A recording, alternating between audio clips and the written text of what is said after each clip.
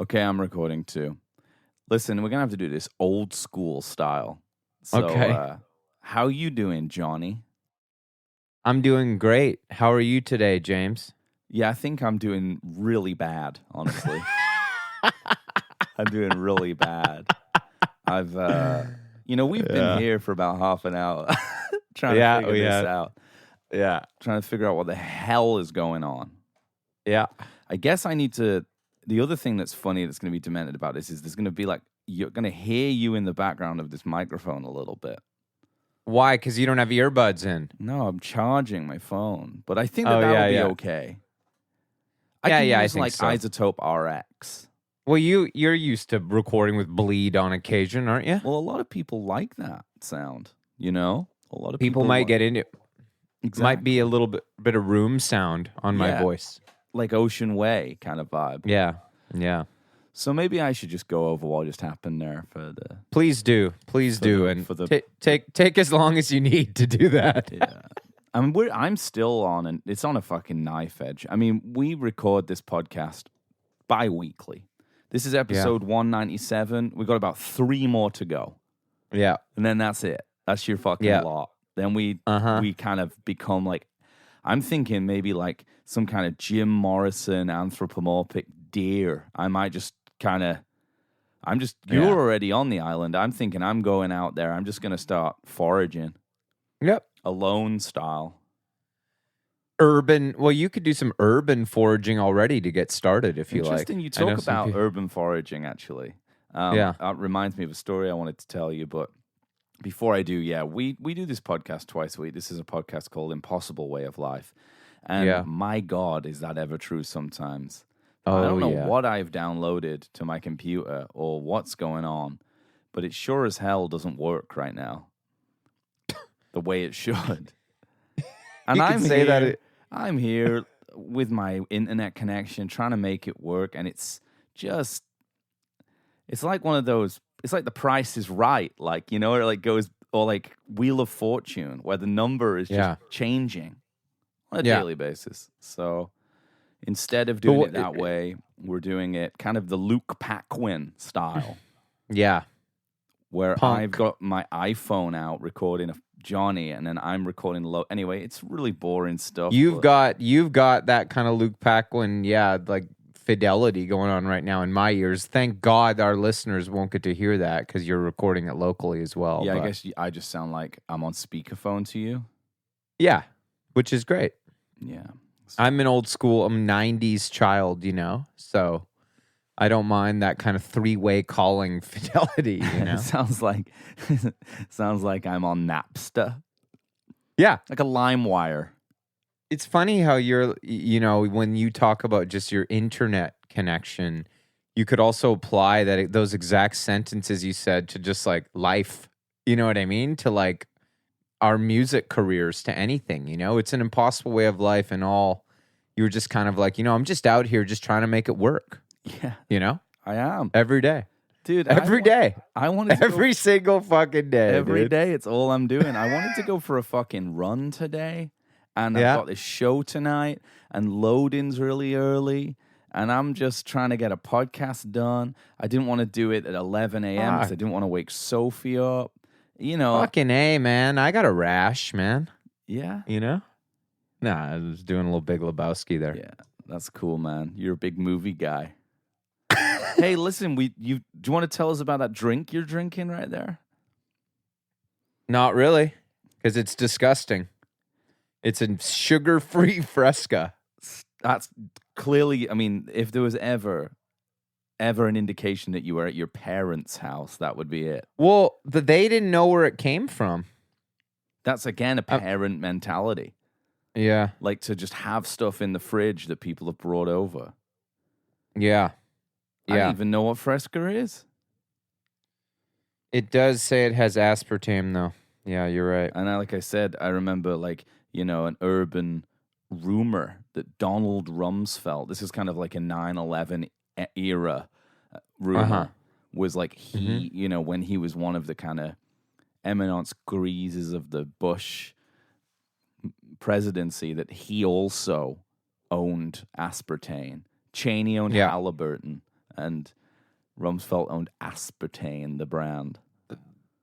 Is it a brand or is it like a ingredient? It's an ingredient, but like presumably that's its like trademark name. It's trademarked. Yeah, I see. It's trademarked. Well, I'm starting to relax a bit right now because this feels like it's working at least. At least. Yeah. Well, and in our lives, if anything feels like it's working relatively well, yeah, I just feel pretty good about that. You know what I mean? And we've got I'm trying to draw as many parallels here as I can between your internet stability and mental stability. Well, listen, I mean, you saw me have a little conniption about 15 minutes ago when I really was just like, I don't know, man. I don't want to, what am I fucking... Well, you're going on tour, and I said, I'm okay. I'm not afraid to talk about this stuff on the air anymore, but I said, let's just take a week off. People are going to have to understand. Because you were like, I saw you, you got a big week, you got a lot going on. I'm busy too. And I said, it's been almost 2 years. And I said, luckily, we're not going to have to do that. But if we did, as Kurt Cobain said, these people are going to have to wait. And, I feel like even Donald Rumsfeld probably gets a week off. Even the president sees himself naked. He's probably got a week off now and then. Well, to go play some golf. He's in hell right now, so getting hot lead poured into his asshole, presumably in a line with Hitler and stuff. So did he die? Yeah, he died, man. Oh, and so did the truth about 9/11 with him. Wow, Hey, I thought of a really good name for a band. What do you think about this? Tell me. Rock Obama. Interesting. That's another really weird serendipitous R-O-C-K, Rock Obama. That's another serendipitous thing you say, because that's part of my... Okay, so I got this story. By the way, before I was just wanted to say, to even out the playing field a bit, Johnny saw me have a conniption. And I would say, on a scale of 1 to 10, that was me hitting a 7 or an 8. But I would say that Johnny hit a similar level of conniption on stage on the weekend. I wasn't having the best time up there. So, I mean, I was, and I just want to say, the best thing sometimes about this podcast is that, because we do it so often, you actually kind of you really fucked yourself, because last podcast you said, I've brought this guitar with me. Oh, yeah. You said...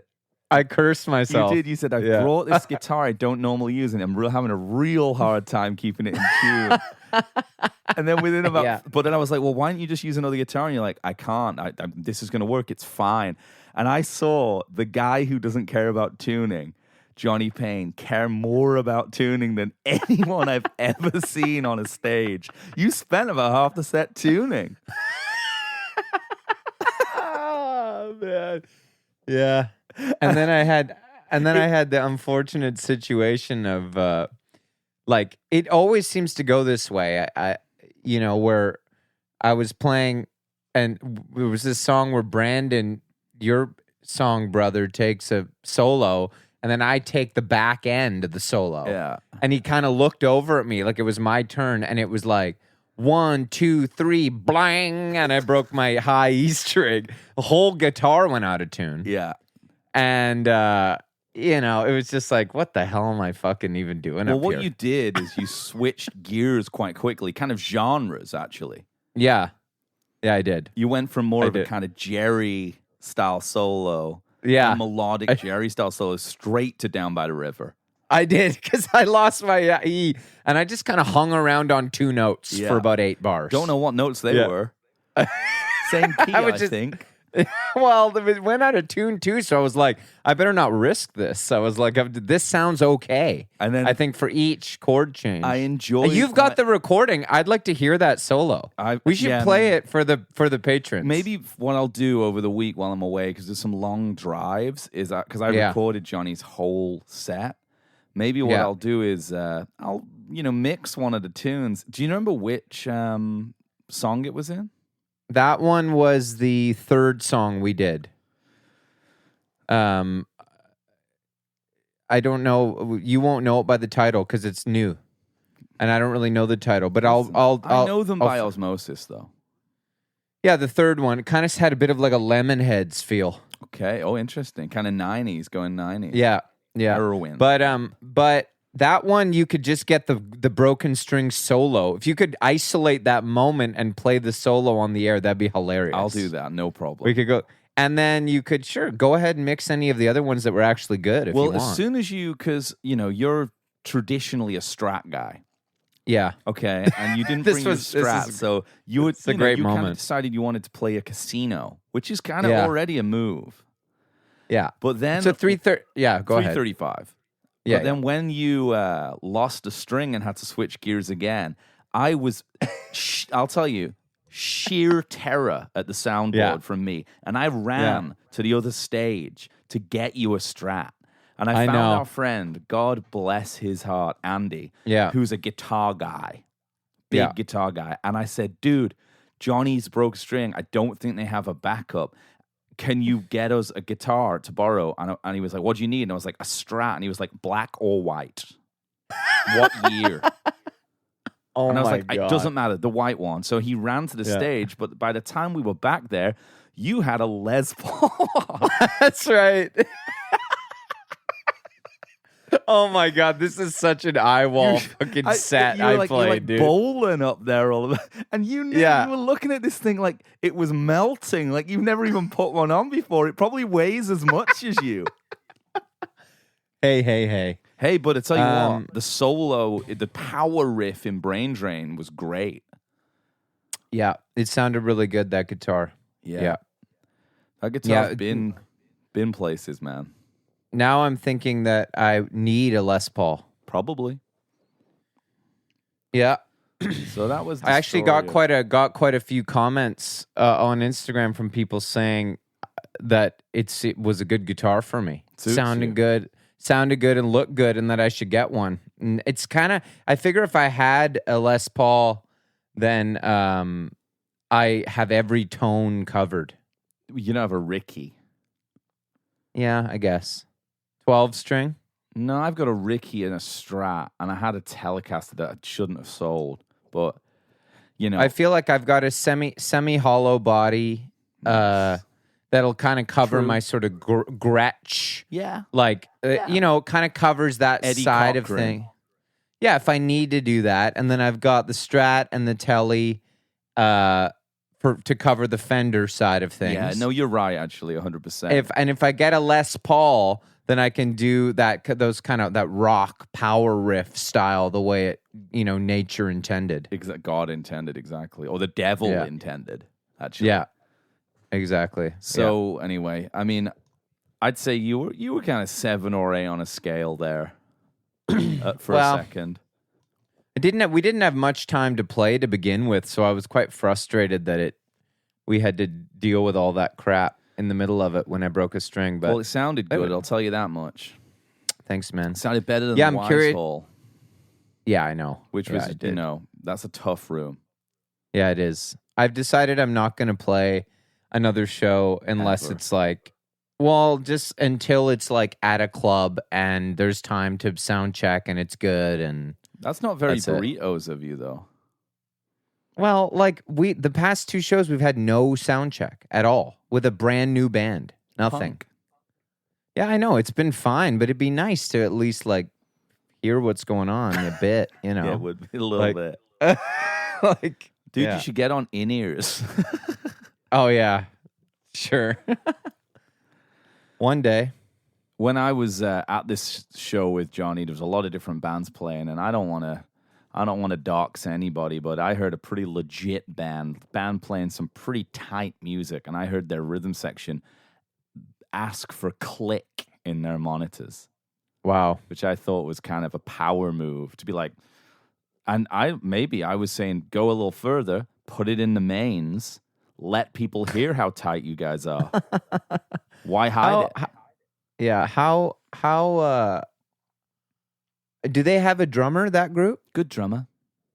So why I just wonder why you would need click in your mains if you have a drummer. Just to feel yourself, just to know how tight you are. Play off it. You know what I mean? But can't you play off the drummer? to know how tight you are. But that's one more louder. This is the click. You see? Oh, I see. So it's one more tight. Or maybe it's more like a Jack White kind of challenge yourself vibe. I think it's a bit like that. It's like, yeah, I could play to the drummer, or I could play to the drummer and the click, and make both groove at the same time. Well, it's like finding the kind of the space in between. Yeah, the notes. Yeah, because there's a space in between. Yeah. Anyway, on the weekend, we had a nice time together. Actually, we spent some time together, and what we're going to talk about on this podcast is we kind of really got in, and I was going to play some tunes. That's the only kind of thing that suffers from doing it this way. But that's all right. That's all right. But people can use their imagination. It's a shame because I was really looking forward. I was thinking that one of the things we can do, because we're going to change things up after episode 200. I was thinking of getting like a professional soundboard. Yeah, that'd be cool. A radio style soundboard. So I can kind of like, if you make a good joke, I can cue some laugh tracks. Yeah. Kind of like an that'd be awesome. Like Saturday Night Live. No, like a Fallon style laugh track. More like a morning show vibe. Yeah, and exactly. a bit of a clap. Maybe like some fart noises and stuff like that. Or I was thinking more really just like I can cue up like little bits like interviews. Like instead of us being like too much perspective, I could like get that from the oh yeah, exactly. I can get it from Spinal Tap, put it on a board, and then I can say, well, this one goes one louder. I can and have them all set up. You could get the Jagger like sexually. I am satisfied. Yeah, yeah. I was thinking, I could get a board, and then most of the pod would be that. We wouldn't have to talk anymore. No, I'm trying to get let us do it less.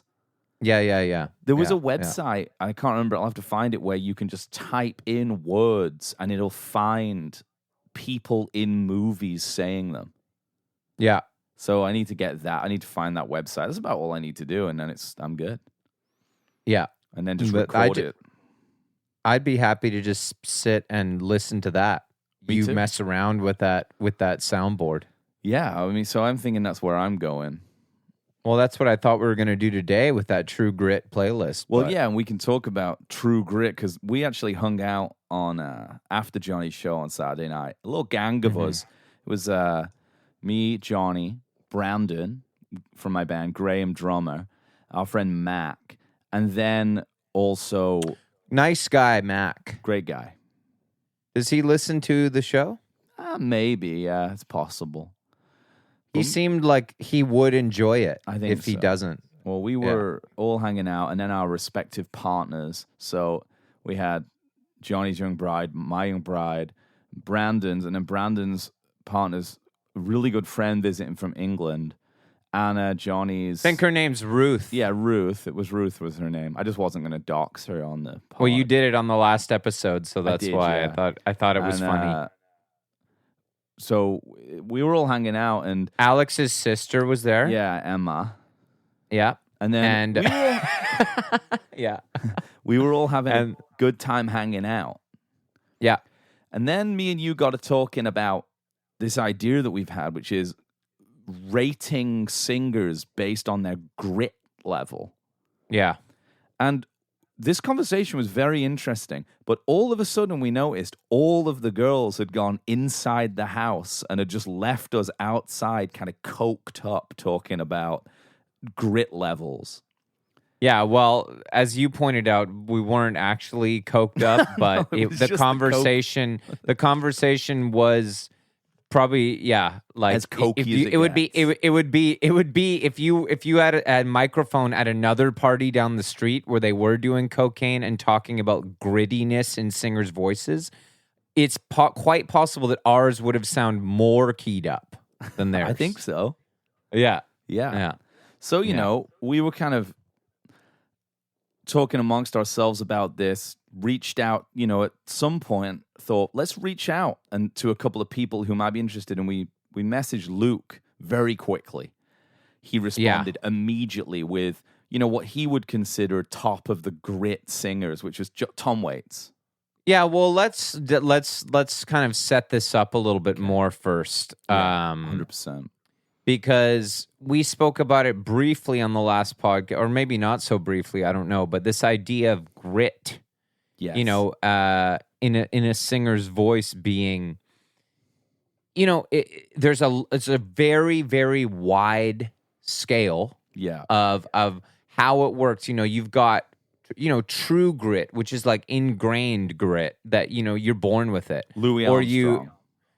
Yeah, I mean, and he even got grittier and grittier as it went on, and then you've got, you know, forced grit. Yeah. Which is like, we were talking about, you know, like even maybe an Axl Rose or something. Or where McCartney. Well, he's got what we call controlled grit. Okay. Where he you know, he does it, and when he does it, it sounds perfect and awesome. Yeah. Other people, you can tell it's kind of forced grit, like the second AC/DC singer. He's putting ventriloquist grit. You're putting it on, you know. Yeah. Not opening your mouth. Yeah, exactly. And then, you know, there's like with Tropicana orange juice, there's some grit. Okay. Like pulp. You know, there's with grit. Homemade. Like that kind of thing. Yeah, exactly. And so what I found a sort of a sandpaper chart. You know, the different, you know, you got levels. Your 200, 500, but you could also refer to it as extra fine, super fine. Yes. You know, fine, average grit, coarse grit. Yes. Extra coarse grit being a Louis Armstrong. That's more of a P60, a P40 to P60. Yeah, well, I'm familiar with it in terms of like 200. Yeah. You know, but yeah, I'm trying to find that thing. Pull it up. But anyway. Yeah. I've probably got it in my photos here because that's the kind of thing I take a lot of screenshots of. Pretty much all I take screenshots of is that and photos of, like, on the ferry, just like what Life magazine, Rolling Stone, like what they'd, and it's like Grateful Dead's on the cover of Life, Pink Floyd on the cover of Rolling Stone, the ultimate guide. Yeah. To Pink Floyd. Same magazine for 70 years. Yeah, Lord of the Rings. Still the magic behind the trilogy. Monoculture. You know? Yeah. Okay. Yeah, I could pull it up, but it would. I got a photo here of phone. A photo of Rob Thomas and and Santana here. My photos are really depressing. If this is my life, people would be like really worried about me. Or like they hope that I have. I don't know. Like it would make you probably more normal. People would be like, "Right on, Johnny's a good guy," because he's taking photos of magazine covers. Yeah. I got a photo of the Nom menu here. Dragon Bowls. Which one did you go for? The Nom Dragon Bowl? I did both. I did the Nom one and I did the Mexi one the next night. So I've never hit the Mexi one up. Bit weird. Yeah. Anyway, I don't have the grit scale, but everybody knows what I'm talking about here. I can basically explain it. Like, and I think go everyone ahead. knows. We're talking the coarse kind of. We're talking about people who are like using their voices, like we're Waits level, Louis Armstrong, that kind of stuff, and then kind of moving on through to fine grit, which would be people who just have a little bit. And we actually got into a really heated debate. Touch of grit. Yeah. You got into a really heated debate with my partner, Sophie. Yeah, about I did. A song that had some fine grit in it that she considered smooth. Well, you didn't finish saying that the amazing thing that happened once we got in on the grit playlist, talking about grit, a bunch of guys sitting around talking grit. Yeah. All of a sudden we realized all the girls had left, had gone inside to party without us. Yeah. And then at one point we said, well, we've taken grit so far. Let's go ultra smooth because I couldn't even listen to music. I still can't. It's pretty weird what happened because we were out there listening. I mean, I'm gonna sort of just go. I'm just gonna name a few songs on this playlist here. We got opening up with Tina Turner. What's Love Got to Do with It? Straight into Hard to Handle, Otis Redding, Soul Grit. Yeah. Which is contentious because there's a lot of grit in soul. Yeah, but I still think it's perfectly, I know there's some people who listen to this podcast who've reached out and said that actually grit should be segregated. Yeah. Based on skin tone. Yeah. And I could not disagree more. 100%. I find that offensive. And I think that grit is grit. Grit is grit, and there's just as much in soul, just as much smooth as there is grit. Yeah. Just like in raw. You go Aaron Neville. Yeah. You know what I mean? Well, grit. He was our zero example grit of smooth. Pure smooth. Zero grit. Yeah. Nat King Cole. Smooth as silk. Yeah. Smokey Velvet. Robinson. Yeah. Smoke, though. He's got smoke. Yeah, he's got smoke. Well, we said with Smokey, his voice is as smooth as it gets with a kind of, but you're receiving it through a layer of smoke. Yeah. You know? Yeah, exactly. Yeah, well, I don't even think that's why his nickname is Smokey, but it may as well be. Couple more names for you here. Maybe you can say what kind of grit they represent for you. Yeah. Janis Joplin, Crybaby. Yeah, I mean, I'm not going to go as far as to say coarse for her, but one below coarse, because she's definitely putting it on a bit, but she's got a lot of grit. But it's one below coarse. Bob which Seger, I need that fucking scale. Oh, Seeger to me is grit, man. That like, he's. I mean, I think we need more. We need more categories because there's not enough. It's too big a scale. I'm trying to find the thing I sent you here. Well, like anything, we're workshopping this live on air. Of course, that's all we do. John Fogerty. Yeah, he kind of force grits a bit, but when he sings, he's got a lot. I'm getting close. I'm getting close here. Also, obviously, this been kind of here we go. Joy of my life. Extra medium. Okay. Yeah, you know. Oh, that's like a fine grit, Chris Stapleton. Really? And don't get me wrong. Fine, the below fine is very fine, extra fine, super fine, and ultra fine. So it's actually like, to be even considered the top three, which is medium, coarse, and extra coarse, you got to have a lot of grit. Yeah. Even medium is a lot, according to this scale. Extra coarse, you can barely hear them. I mean, that's only Tom Waits, like swordfish trombones era. Yeah. You know what I mean? Like Louis Armstrong, maybe like, the last year of his life or something. And maybe the Cookie Monster. Yeah. Cookie Monster, yeah, for sure. Yeah. He's got a lot of grit. Yeah, for sure. But, so most of these people are actually fine's too high for Stapleton. He's an extra fine, I'd say. Nice. Yeah. Where would you put... About a 320 grit, I'd give Stapleton, yeah. And of the course, numbers are better. The numbers are better, actually, because we're going, look at this. We're from 24 is the lowest for extra coarse, all the way up to 1,000 grit and beyond. Yeah. This says. So from 24 to 1,000, it's easier for me to kind of rate them on a numbered scale. Yeah. So we're just I'm going to say a singer, and you're just a number will pop into your head. Yeah, but different from our other ranking system for no particular reason whatsoever. This is between 24 and 1,000 plus, not 1 and 10. Yeah. 24 being the most grit, 1,000 being the least. Possible. For some reason, you can't get more than 24. Yeah. Where would you say? Yeah. I'll just throw some names out there, and you can just say Stephen Stills.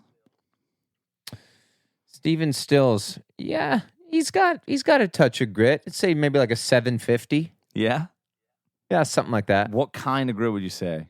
Force? Well, let me just check that out. Oh, no, it's not force. At times he forces it, but he's just got more of a kind of.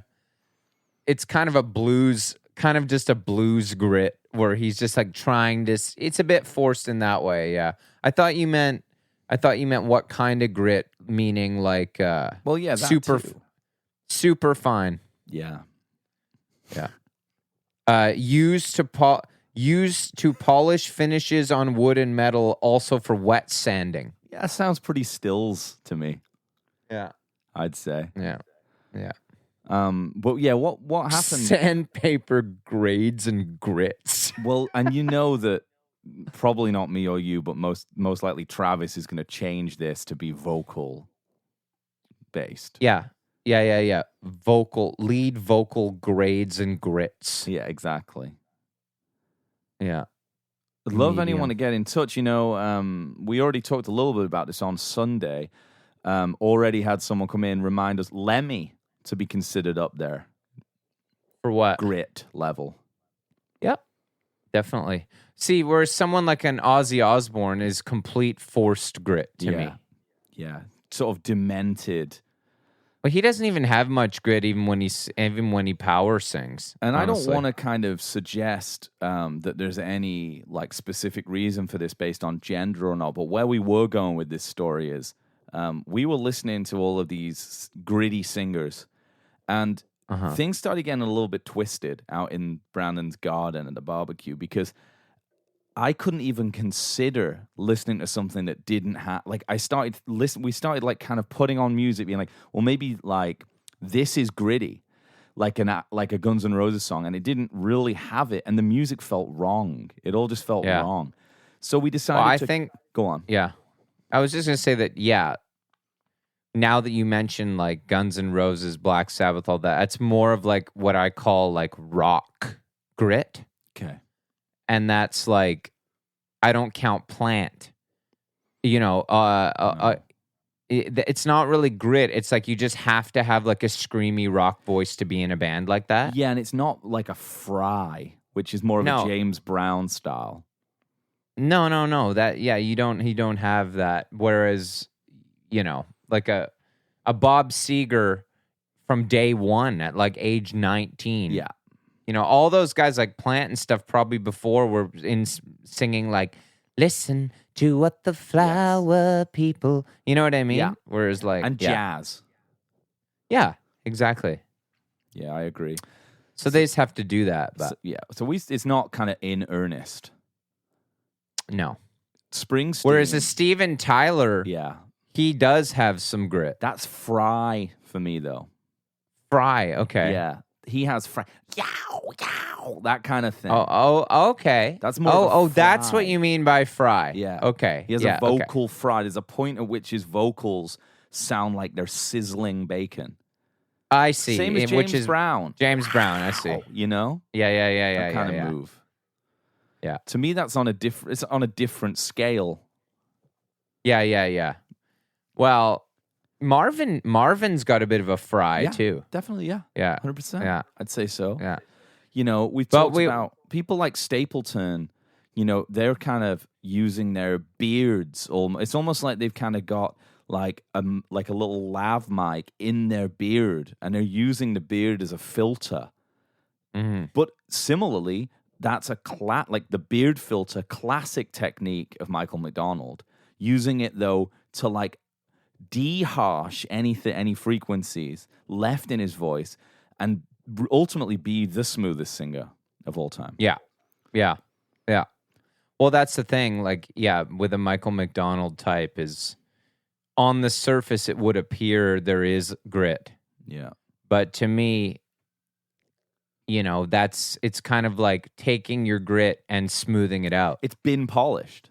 Yeah. Using what grit you had to polished grit, which then becomes smooth. Yeah. That's polished grit. Yeah, exactly. Even kind of like a Huey Lewis a bit. You were saying you've been listening to Huey Lewis. Yeah, I'm a big fan. Yeah. We were saying Bonnie Raitt. She's kind of, I was listening to her this morning. Definitely, I'd say at least a super fine grit. Right. Yeah. But we put on Michael McDonald. Yeah. When we decided that the only way to get out of the grit world was to listen to the smoothest thing. And go ahead. As soon as we put it on, all the girls came back from inside and sat with us. Yeah. This is a great party all of a sudden. Yeah. Which is they loved it. Well, and then I'd like you to tell the story about me and your lovely young bride getting into it. Finish that story. But before you get into that, I just want to say that now I can't hear music not just in terms of grit. Well, I can only hear music in terms of grit now when I listen to it. So we've done it again on this demented podcast. Now I just listen to music and I only think about vocal grit. Yeah. Well, I'm going to go see and play with Modest Mouse tonight. Different kind of grit there, kind of a pirate grit. Yeah, that's different. How would you define That's forced. That? Well, it's completely forced grit. Right. Obviously. Yeah. Unless you're Tom Waits. Who's the original pirate. Yeah. You don't think he's forcing it? It's not a character? No. You ever seen him act in a movie? He talks like that, too. Really? That's just his cigs. It's just cigs? Yeah. I think he smoked so much and drank so much whiskey. Yeah, could be. Yeah, I can believe it. So what happened with Sophie and I? Well, basically, like, Sophie, very kind of, it was in great spirits, and she came outside and said, "Oh, we're talking smooth music. How about we listen to the Moody Blues?" No. Procol Harum. Sorry, Procol Harum, a whiter shade of pale? Yeah. Procol Harum. She was like, that's smooth. I mean, we'd been going, when we were doing smooth, we were going Aaron Neville. Bobby Caldwell. Michael McDonald. James Taylor. Yeah, James Taylor. Who I consider, I considered maybe the smoothest, like, weirdly, like, he's incapable of grit. And what you said, you made a really good point when we were listening to Procol Harum, and Sophie was suggesting it was a smooth sounding song, and you were detecting grit but honestly at that point your ears were a little bit more tuned to grit because we'd been listening to it for about 2.5 hours. And at some point Sophie had acquiesced and admitted that she detected a little bit of grit in the vocals. She was fired up. She was fired up about it being smooth, insisting there's no grit. No, and I just said some grit. I just said I hear some words. Grit. And she said, no. And then it went to the chorus, and he kind of belted out the chorus, and she said, okay, actually, I just did hear some grit there. And it pained her to admit it. It did pain her, and she's not recovered yet. Yeah. And then we, as if just kind of to add insult to injury, you put on a James Taylor song right after Procol Harum and said, I believe you said, listening to Procol, I mean, maybe you should say what you said. Well, what I said, James Taylor makes Procol Harum singers sound like snow tires on a gravel road. Yeah, you did. As far as I'm concerned. And I think you were accurate about that. That's what it felt like. Well, James Taylor, that one, didn't I then that I was like, never heard singing that smooth. Like, it's amazing. I think if you kind of like, if you put a gun to his head and asked him to sing with grit, he wouldn't be able to do it. Yeah.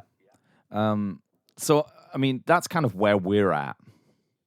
That's about all I've got. Yeah. Well, when I was out on Friday night with a friend, I made notes about this. He told me a couple of great stories, and he listens to this podcast.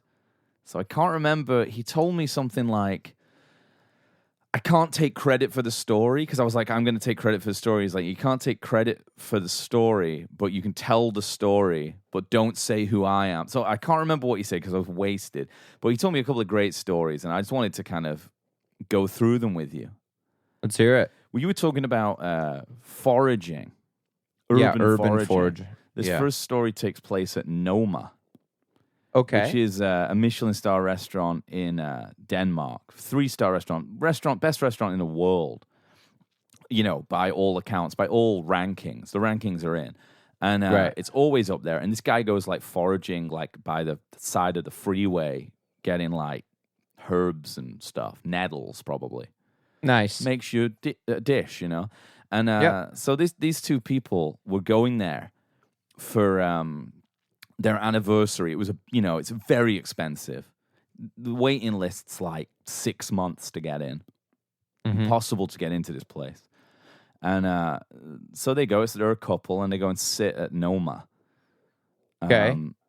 And they're eating their food, and they notice the girl notices that Bono is in the restaurant. Nice. He's sat over in the corner.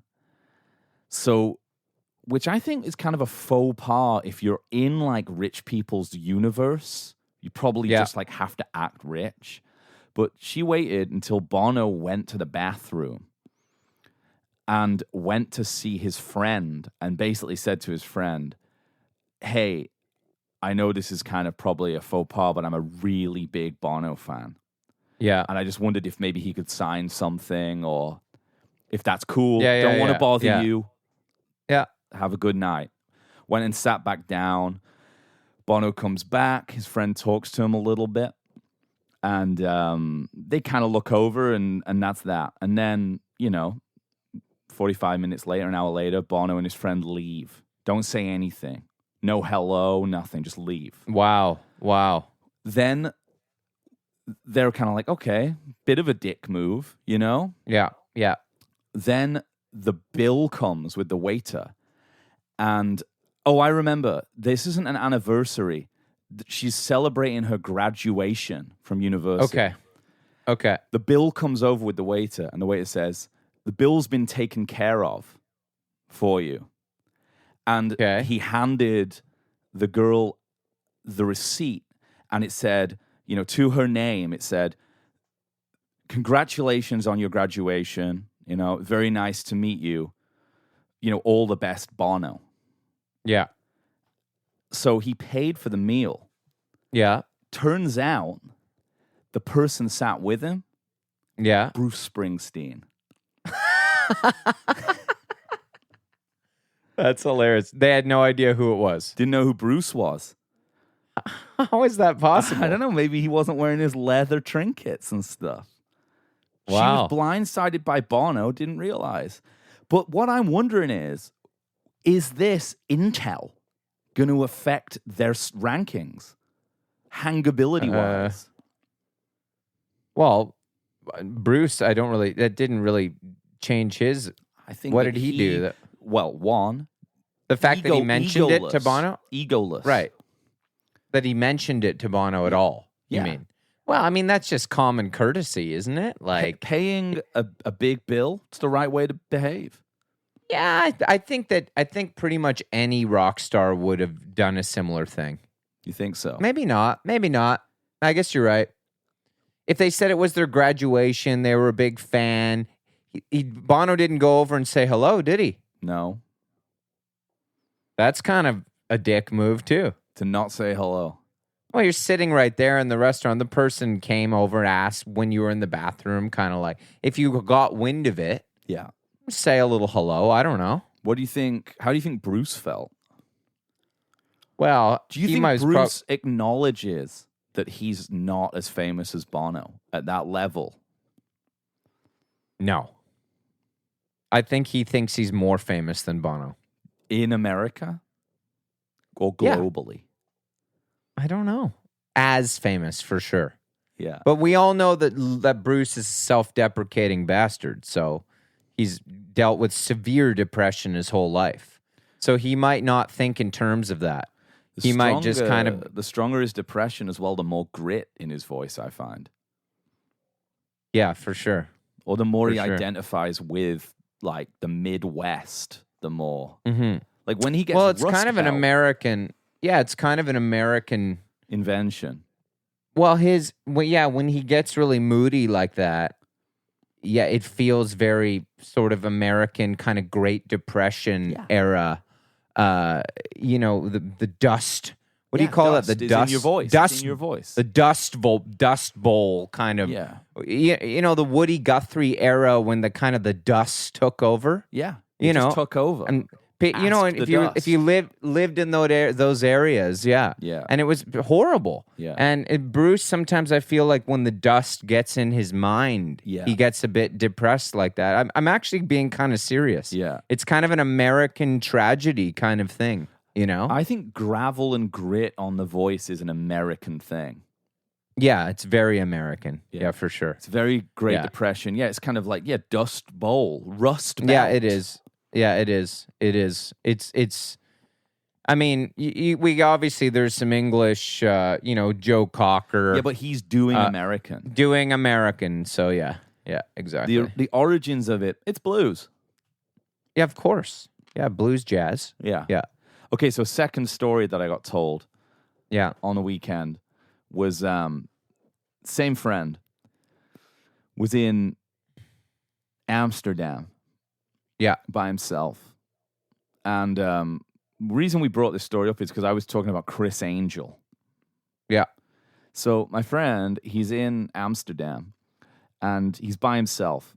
He's kind of got a few days. He's like backpacking, hanging out, whatever. You know, and he's there by himself, and he's been at this hostel, and he's kind of had he's kind of got the lay of the land, and he's, there's a bar nearby called the Banana Bar. Okay. It's kind of red light energy. You're talking about like a bit of a sex show kind of vibe, hostel-y kind of energy. Gotcha. A club where like there's like live sex. So Read you loud he's and clear. decided, he's probably kind of, it's probably an Iowa style vibe. Like he's decided, I'm just going to go there again by myself, sit at the bar, see what happens. So he's in there, and really should get him on to tell this story, but it cracked me up. But I also was pretty cut at the time. But he's in this bar, it's quiet, no one's really in there, and all of a sudden this kind of troupe shows up. Entourage. Certainly, yeah. And it's, an entourage of kind of hired gun style guys. Right. A lot of kind of tattoos in weird places, leather, dyed black hair, eyeliner, mascara. And they show up Americans, and there's like 8 of them, and they're being led by this one guy. He's the main guy. Yeah. And kind of has a Chris Angel, David Copperfield vibe. Yeah. Yeah. I actually heard the other day that David Copperfield, underneath his clothes, wears like a muscle shirt. That's cool. So he looks more muscly than he is, which is, he's a magician. You'd expect stuff like that. But, so this crew is in... Illusion. Yeah, illusion. Use your illusion. That's an illusion in itself, him wearing that shirt. Exactly. So they're in this bar, right? He's there and his crew, and it's just them, no one else. This guy comes over to him. It's like, hey, man, what's up? He's like, oh, I'm just having a beer. He's like, you're with us. You're with us now. Like, have a beer. Starts hucking him up, Yeah. And, this guy, he's like, who is this guy? Like, this guy's like obviously a famous American guy. And this guy's getting on stage. At one point, he eats like a banana out of a girl's pussy. Like it's just going off in this place. Amsterdam style. He ends up partying with this guy all night. And then they leave as quickly as they showed up. They just leave. Mm-hmm. And he never figured out who it was until, a couple of years later, he saw the guy on TV. It just showed up. This guy, he was like, that's the fucking guy. And it was Barack Obama. What? No, it wasn't Barack Obama, dude. Come on, you just said his name. Fuck off. No. And it, it was, dude. It was AJ from the Backstreet Boys. Oh yeah, that makes total sense. I've met him. You've met him? Yeah. You've met AJ? Yep. Wow. Couple of times. He was really good friends with my friend who was in Lifehouse. Oh yeah, remember all those Lifehouse stories? friend. When we'd be down on the strip, he'd be around. AJ was on the strip. Yeah. We went to a party at his house, his birthday party. Okay. Was it a similar scene to this story? I'm trying to remember, dude. Fuck. No, it was like a pool party. I know with AJ, like looking back, he took going bald hard. I don't remember what he looked like at the time, except that he was very short. Plugs, hair Like plugs, a lot of like tiny kind of makeup. He was very small. Yeah. Well, I know that I remember Marilyn Manson used to bully him mercilessly on MTV. So. Well, that's not very nice. Yeah, I mean, I feel like if you're Marilyn Manson, you're kind of protecting yourself, maybe. I guess. By coming out like that. Interesting. Yeah. I think he could have kind of gone either way with that. I guess I wouldn't have taken him for the bullying type, but I guess that's one way to kind of do what he does. We got to get ahead. Yeah, I see. if the whole government is going to blame you for like inventing school shootings, you got to get ahead of that. By making fun of the Backstreet Boys. But that was a weird era of like like what is it like the they took it hard. Well, I think AJ even took Woodstock, it hard. Woodstock '99. No, like everybody hated. Like if you see everybody walking around, the Backstreet Boys in general and NSYNC. Not that they were like good or something, but like they really were like hated. Yeah, by the rock world. Carson Daly, I think, is the pivot there. Yeah, because he would have on like his show, like Aerosmith.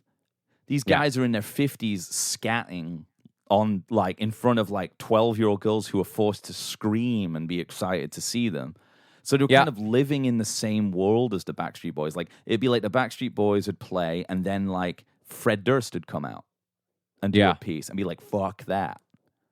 Yeah, exactly. Yeah, it was they was strategic booking of bands and guests because I think they wanted a little bit of everything, and they knew that would be hot TV. Yeah, to get Durst out there, kind of being like, "Fuck those guys." Yeah, exactly. I think that's exactly what happened. That was the whole plan. I think we don't really have that anymore. No, I don't know what's going on. Eminem was big with that too. Rivalry. Yeah, I don't know what's going even MTV even is anymore. Is it still a channel? It's so kind of everything's so atomized culturally and online that you don't have these like band beefs anymore. No. Oasis v Blur, no doubt in my mind. You know what I mean? I think it does happen sometimes, but it's very rare. Like even Jack White had a beef with the Von Bondies, kicked the fuck out of some guy. Yeah. Maybe we should start a beef with another podcast. I don't think there's any other podcasts that do anything like we do, though. Right. And they're probably really nice people. Yeah, and so am I. I couldn't sleep if I was beefing. No, me neither. You know what I was thinking about Michael Jackson the other day? What were you thinking? Imagine when we rank him. That's going to be a very controversial, interesting. I was thinking about all the categories. Yeah. Really? Hangability? Whew. Do you want to try? Do you want to just try doing like a kind of like a quick fire one? Not an official one, but like a quick fire? Yeah. I do, because I was thinking about it yesterday, and it was really, really funny. Michael Jackson, hangability. It's got to be 0. 2? Yeah, I mean, even when he was young, he sounded a little intense. You've seen that Martin Bashir documentary where it's like he's actually hanging out with Michael Jackson, and they're like walking around, and it's the one where Michael Jackson like puts Blanket the baby out of the balcony for no reason. Yeah, that's the weirdest thing ever. Yeah. Okay, so yeah, like 0 or 1 probably. 1, just because you might learn something about music, but you might. I would hang with him in the studio. You might learn a lot of things you don't want to know about, though, too. Yeah, and here's the interesting thing about this. It's kind of like a Nielsen-esque ranking, because now we go technical, natural, live performance 10, all 3, obviously. You know? Yeah, of course. And then we go... Sex appeal? Sex appeal's very... See, here's the thing. This is what I don't understand. We said sex appeal needs to be at their prime. Yes. But it's so hard with Michael to not take everything into account. Because, like, off the wall, I think he is sexy. Beautiful man. You know? Yeah. And, like, obviously his dancing and, like a lot of sex appeal there, but it's so hard to not take everything into account, you know? Yeah, I mean, like, for example, like, he wouldn't be attracted to you. No, and I don't even mean looks. Like, just his sex appeal became 0 in, like... Yeah. Like, with his attitude and, like, his weirdness and isolation. The work he had done. Well, yeah, his appearance, but also just, like, he became such a strange human being. I don't know if that's him becoming a 0, though. Like, maybe not a 0. He almost became post-sexual. Yeah. Not a 0, because a lot of people, even in the late 90s, obviously still found him as a sexual person. Well, I think he was always a sexual person, but he became kind of deified. He became kind of like a Story of O style, like, he almost was more of like, and back to where we started, episode 200, I'm going to become a deer. right? Yeah, yeah. And just go live on Galliano Island. But he kind of became like almost like godlike, and maybe like that's more where he went to. So it's kind of off the charts. Yeah, so sex appeal, I don't even know how to rank that. Yeah, it's kind of like almost like has to be a symbol or something. Yeah. It's not even a number. No, I think it's like a 5 or something. Just because it's scary to say anything else. Yeah. 4. And then fashion, also kind of weird to me. Iconic, though. Yeah, definitely. Like the shoes, like when he'd do like the tap shoes with the white sports socks. Yeah. And the hat, definitely. But like some of the stuff in the 90s, later 90s got pretty weird. I don't know. I like the bandage. Yeah. Yeah. No, fashion's pretty damn good. You know what? This is going to, as said by one of our patrons, it's going to have to be a masterclass in earnest ranking. Yeah, we'll do it properly. And the issue with Michael is not the same as Nielsen. I think the issue with Michael is we as a society need to come to terms with the fact that what certain people do, which is reprehensible, doesn't necessarily impact the ways in which their music sounds. And that's a really difficult subject to negotiate. Of course. I'll tell you what it does impact, though, his legacy score in a big way. Of course it does. Yeah. Of course I don't even want to get to that category right now. Well, I would even say legacy is like it's going to be in one of the easier columns. Really? Yeah, because, it's literally it's a just 5. kind of like... It's like a 5? Well, I mean... Because it's like music's perfect. Probably higher. Higher. Because also, like, his legacy is affected by that, but it's like, it's still Michael Jackson, unfortunately. Yeah. You can't just say he's gone. I mean, he's still there. He's still getting played every Halloween dance party you have. I mean, it's kind of like the Ghostbusters song. It has Halloween. Yeah, it's probably his legacy would probably be 9 or 10 if not for. It would be 10 other than for the allegations. So it's probably 7. Yeah, maybe. Or something. Yeah. But it is true. Like, this is a really specifically acute. Even the baby thing and all that. Like, well, there's a lot of baby things. But you mean the blanket, putting the baby on the balcony. The dangling of the baby. Yeah. That was like, that frightens me to watch that. To the core. Yeah. Innovation, 10. 10. Yeah. Endurance, no. Not great. Not great. Died doing drugs. Business acumen, 10. Yeah, this is the issue. Well, I wouldn't say so. He has the Paul McCartney songs, dude. I mean, that makes it really high. But I would also say, like, that it's tough because then legacy comes into it. Like, the allegations exist. He didn't do like a Don Henley and get them fucking like get rid of them. Those allegations plagued him for 20 years.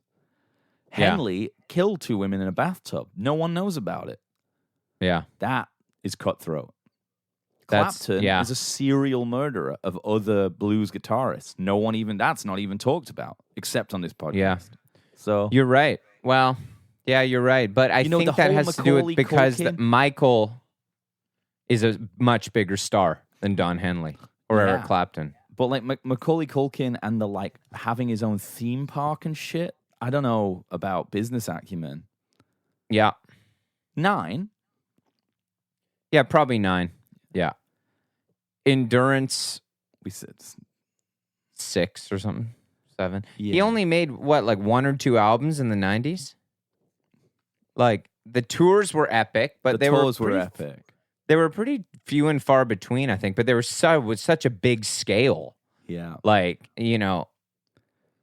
But it's not. It's maybe like a 6 or 7 endurance. It'll be a high score. It'll be a high score. Some of the and we'll have to accept that. Yeah, you know what I mean. Yeah. Some of the footage of him hanging out with Quincy in the studio is pretty good. Yeah, for sure. But he does seem like he'd be an odd hang. I'm gonna have to say hangability is about a 1 for sure. Yeah. Yeah. Yeah. Yeah. And I think we might have gone a bit high on Yeah, no, I know what you mean. Sex appeal. I've never Maybe. personally found him attractive, but that's not really doesn't really come. I mean, actually, I've that's not never true. found him sexual though. Like really, No, like he's not sexual. Like I haven't found like he's not, in the way that like Prince is. Well, yeah, of course. Like, and then like when he married like Lisa Marie Presley, it was just weird. That's what I mean. Like he's almost beyond, like you say. Yeah. Like so that's low. That's a low score to me. Right. If he's beyond, like yeah. So well, thanks for bringing that up, Johnny. And yeah, also anyway. thanks for your patience too with me having a bit of a panic attack before the podcast. And I'd love to talk to you about the desk you're building. Yeah, sure. We can probably save that for like for the first 15 minutes of the next episode, which will be episode 198. Amazing. Well, best of luck on the Modest Mouse shows, buddy. We'll all be thinking of you. I'm just hoping I don't snap a string. Yeah. Well, you play bass, so I think you're pretty safe. Usually. Have a great rest of your day, dude. You too, man. Bye. Bye-bye.